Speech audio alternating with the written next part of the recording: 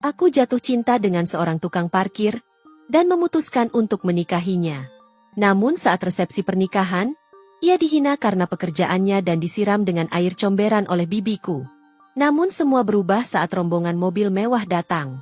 Namun sebelum cerita dimulai kami sarankan untuk berkomentar dari daerah mana kalian menonton cerita ini, melakukan like dan subscribe, agar channel ini bisa berkembang dan bisa mempersembahkan cerita yang terbaik. Mari kita mulai ceritanya. Hari itu seharusnya menjadi hari paling bahagia dalam hidup Bima. Namun, yang ia hadapi bukanlah kebahagiaan semata, melainkan tatapan penuh hinaan dan cibiran dari keluarga besar Laila.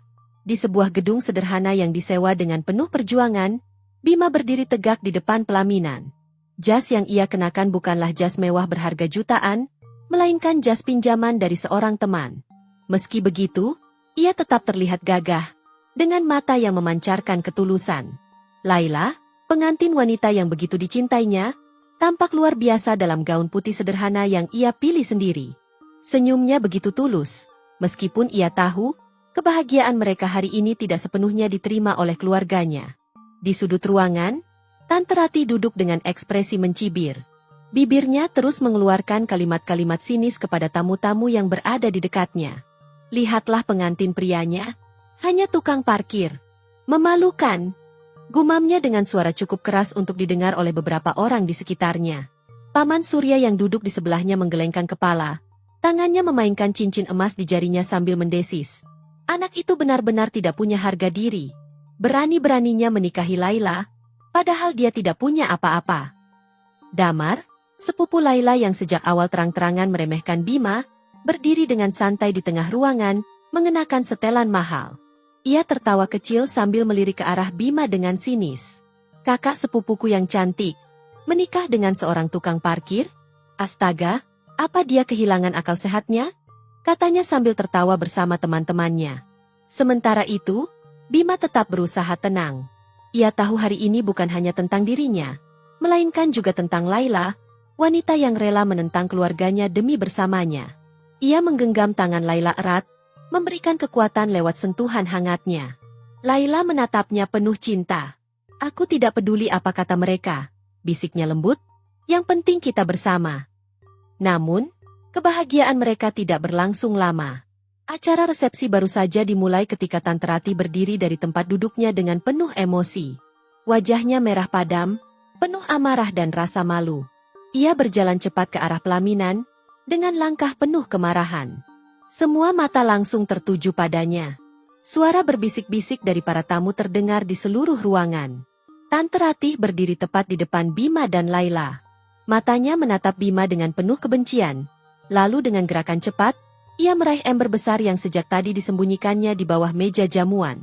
Dalam hitungan detik, air comberan yang kotor dan berbau busuk langsung disiramkan ke tubuh Bima. Tamu-tamu langsung terperangah.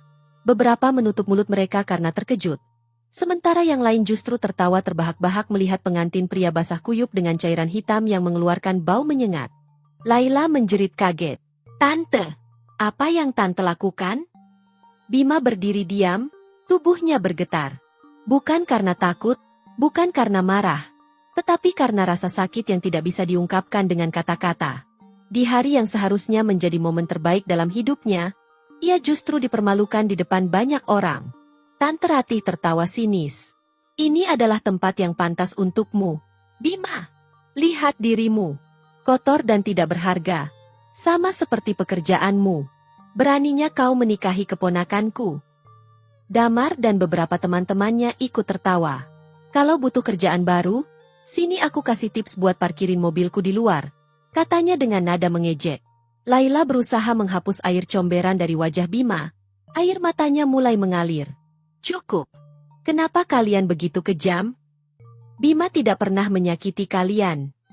Tapi Paman Surya justru tertawa puas. Kami hanya membuka matamu, Laila. Hidupmu akan hancur jika kau terus bersama lelaki ini. Kau masih bisa membatalkan pernikahan ini.